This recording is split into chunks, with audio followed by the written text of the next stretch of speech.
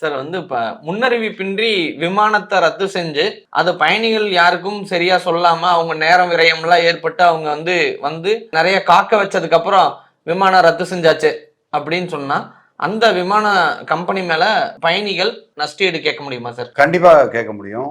அதுல நம்பர் 1 யார்கிட்ட நம்ம புகார் சொல்லலாம் அப்படின்னு பார்த்தீங்கன்னா, directorate general of civil aviation டிஜிசிஏன்னு சொல்லுவோம்.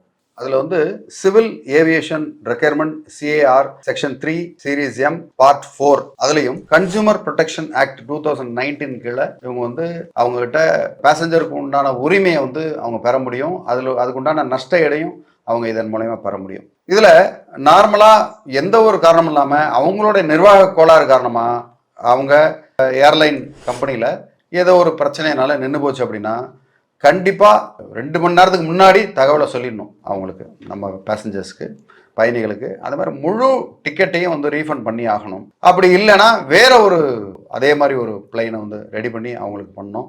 அப்படி இல்லையா அவங்களோட விருப்பமான தேதியாவது அவங்க மாற்றி கொடுக்கணும். விருப்பமான தேதினா இந்த இடத்துல இது பீக்கான் டைம், இது இந்த தேதியில் பண்ண முடியாது, அந்த தேதியில் பண்ண முடியும்னு சொல்ல முடியாது.